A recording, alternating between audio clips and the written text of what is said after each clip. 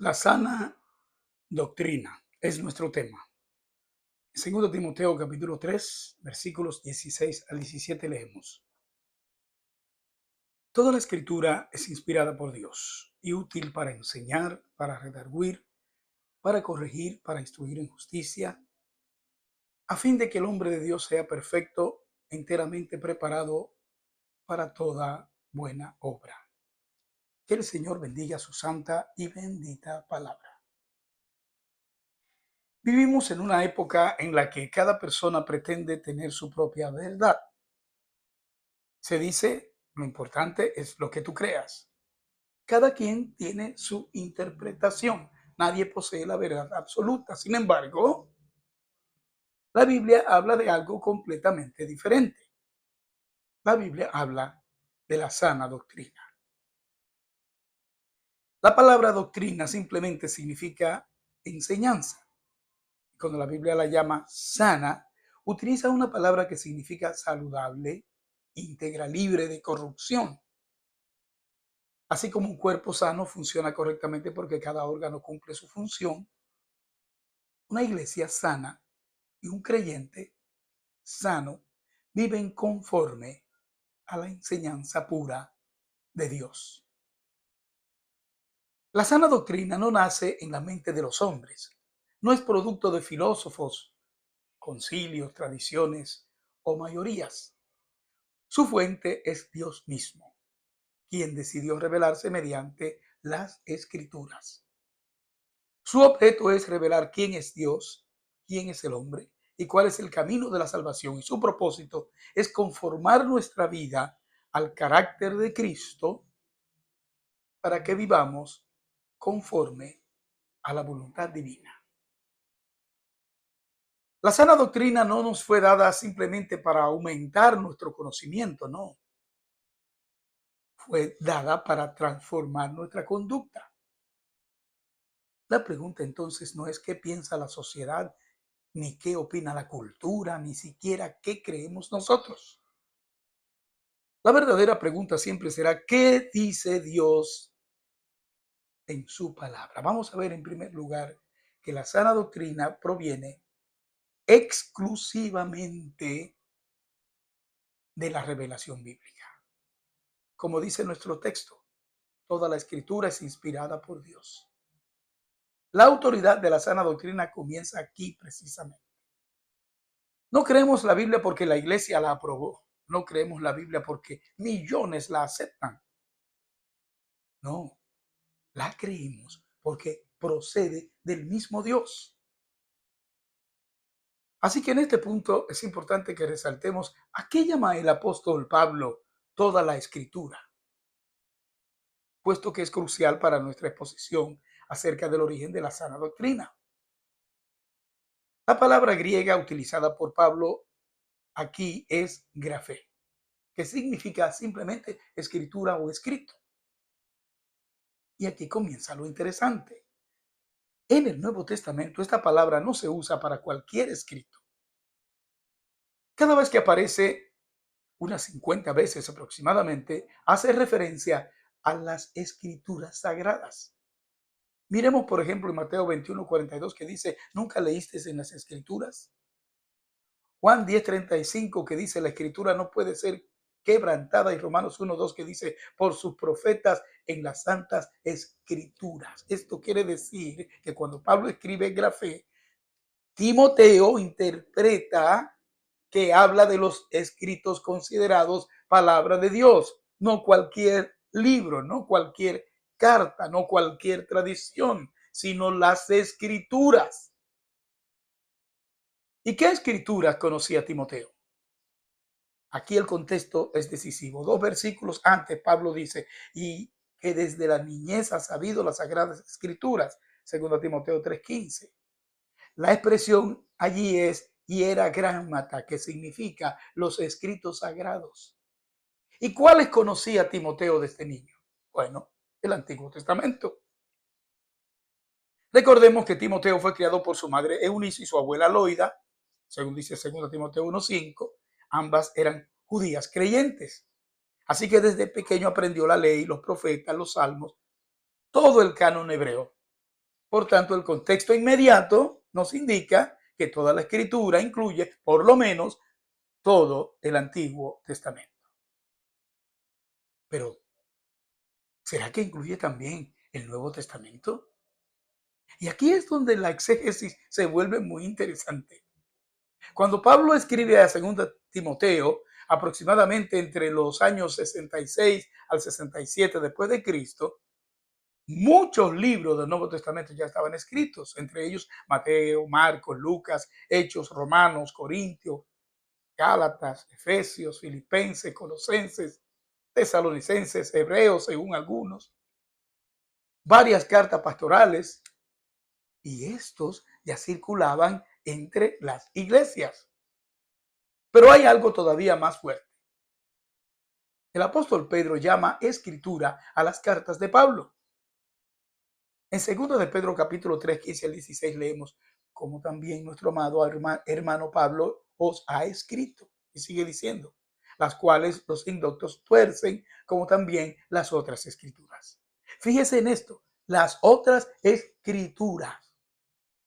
Esto significa que Pedro coloca las cartas de Pablo en la misma categoría que las escrituras del Antiguo Testamento. Y esto demuestra que durante la vida de los mismos apóstoles ya existía conciencia de que Dios estaba produciendo nueva escritura inspirada, o sea, el Nuevo Testamento. Pero hay otro dato extraordinario.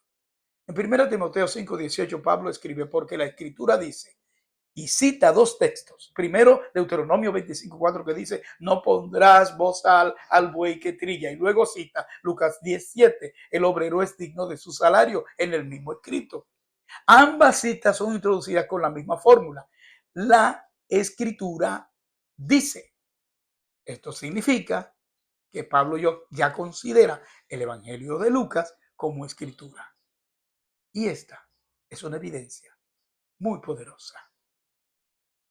Así que, ¿qué significa entonces toda la escritura? No significa todas las ideas religiosas, ¿no? No. No significa todas las experiencias espirituales de ninguna manera. No significa todo lo que escriben los cristianos. No. Significa todos aquellos escritos que Dios inspiró mediante sus profetas y apóstoles. En la época de Pablo ciertamente incluía todo el Antiguo Testamento. Y ya comenzaba a incluir los escritos apostólicos que Dios estaba dando a su iglesia. Con el cierre del canon, hoy entendemos esa expresión como la totalidad de los 66 libros actuales de la Biblia. Finalmente, para cerrar esta explicación sobre la escritura, Pablo utiliza el adjetivo toda, que es en griego pasa, donde encontramos otra riqueza. Toda la escritura. Y el énfasis está en la totalidad, no solamente los evangelios, no solamente los salmos, no solamente las promesas, no solamente las palabras de Jesús, sino toda, o sea, cada libro, cada sección, cada género literario, la ley, los profetas, los libros históricos, los sapienciales, los evangelios, las cartas, Apocalipsis, cuando posteriormente fue reconocido como parte del canon. De modo que toda la escritura posee el mismo origen divino. Muchas personas dicen, yo solo sigo las palabras de Jesús, pero eso desconoce que todo el Nuevo Testamento procede de la autoridad del mismo Cristo por medio de sus apóstoles. Otros afirman, el Antiguo Testamento ya no importa. Sin embargo, precisamente el pasaje donde Pablo declara la inspiración de la Escritura tiene como referencia inmediata el Antiguo Testamento, ese que Timoteo conocía desde niño. De modo que cuando Pablo dice toda la Escritura es inspirada por Dios, está afirmando que cada porción de la revelación escrita posee la misma autoridad porque tiene un mismo y solo autor, Dios. Así que la autoridad de la iglesia no produce la escritura. Es la escritura la que produce la autoridad de la iglesia. La iglesia no creó la Biblia. La Biblia creó a la iglesia. La sana doctrina no nace de la iglesia, sino que la iglesia nace de la sana doctrina revelada en la palabra inspirada de Dios. Pero ¿qué es eso? Inspirada por Dios. ¿Qué significa esa expresión? Bueno, significa soplada por Dios. Es Dios hablando. Esto significa que si Dios no puede mentir, tampoco puede mentir su palabra. Si Dios no se equivoca, su palabra tampoco contiene error. Por eso los creyentes afirmamos la infalibilidad y la inerrancia de las escrituras. Infalible significa que jamás puede fallar. Inerrante significa que no tiene error en lo que afirma. La sana doctrina, por tanto, no es producto de interpretaciones personales, no nace de experiencias, no nace de sentimientos, no nace de revelaciones modernas, nace únicamente de la revelación escrita que Dios dejó para su pueblo.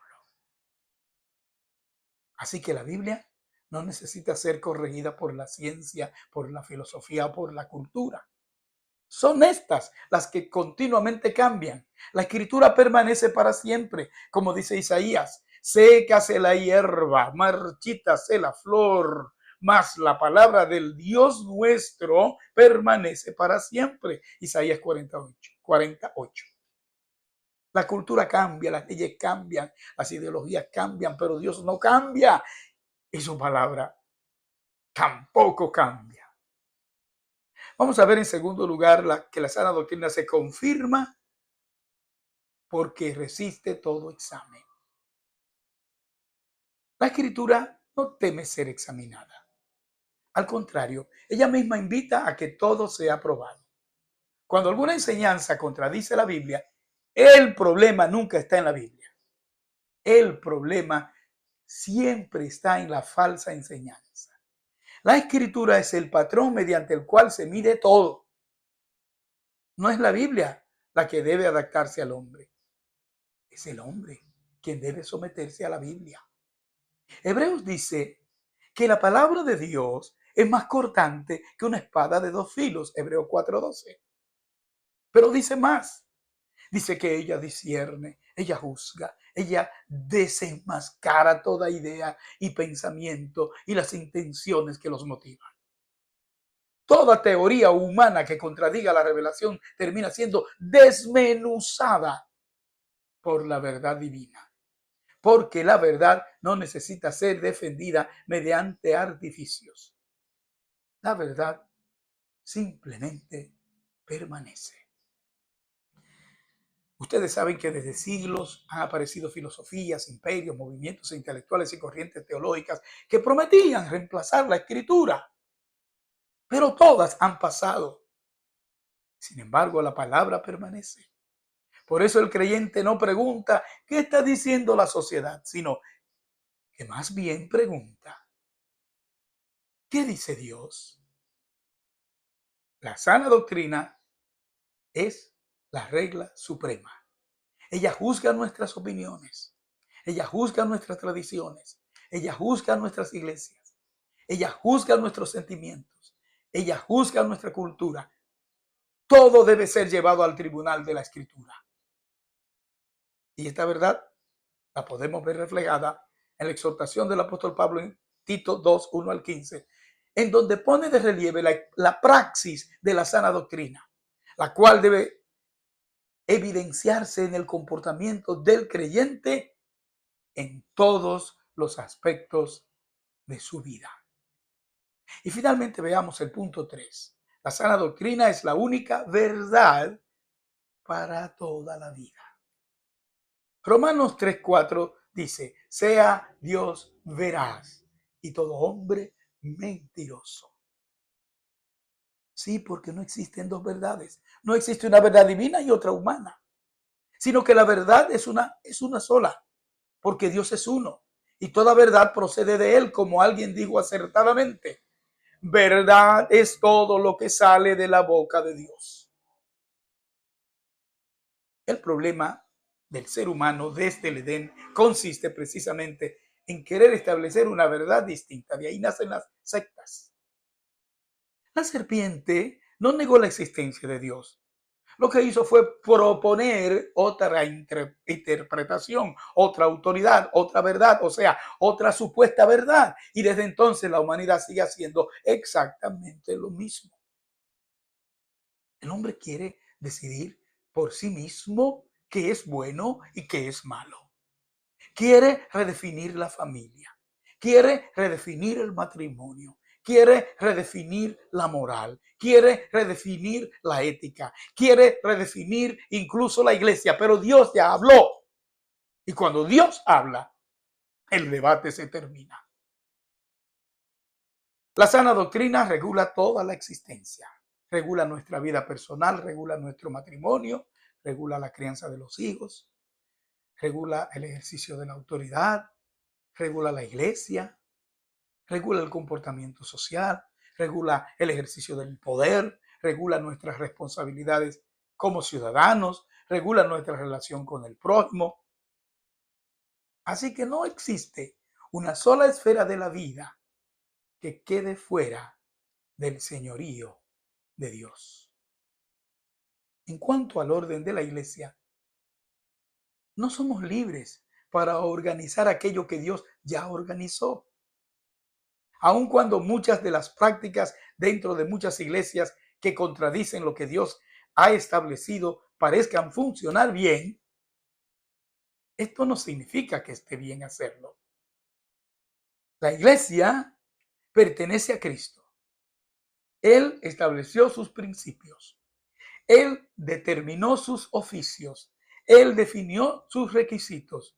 Nuestra responsabilidad no consiste en modernizar la iglesia, sino en permanecer fieles al modelo revelado en las Escrituras. La obediencia nunca consiste en mejorar el diseño de Dios, sino en conservarlo. La historia demuestra que cada vez que el hombre ha intentado sustituir la verdad de Dios por sus propios criterios, las consecuencias han sido confusión, decadencia y sufrimiento.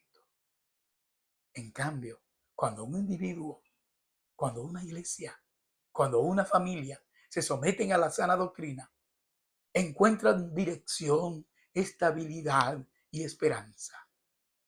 La verdadera libertad no consiste en hacer lo que uno quiere, sino en vivir conforme al diseño del Creador.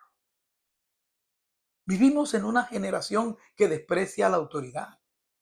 Todo es discutible, todo es relativo, todo parece negociable. Pero la iglesia de Cristo continúa levantando la misma bandera de hace 2000 años. La palabra de Dios permanece para siempre. La sana doctrina no pertenece al pasado, es la necesidad más urgente del presente, porque solamente ella revela el camino de la salvación. Solamente ella transforma el corazón. Solamente ella sostiene a la iglesia. Solamente ella da fundamento sólido a la familia. Solamente ella ofrece esperanza al pecador. Y solamente ella prepara al creyente para la eternidad. Así que no necesitamos una doctrina nueva.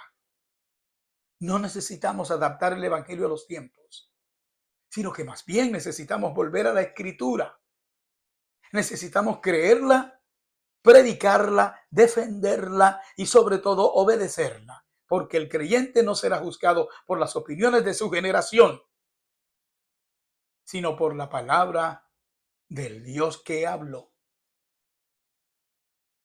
Que el Señor nos conceda ser una iglesia que, como exhortó Pablo a Timoteo, hable siempre lo que está de acuerdo con la sana doctrina, y que nuestras vidas sean un testimonio de que la verdad de Dios no solo se confiesa con los labios, sino que se vive con fidelidad. Dios te bendiga.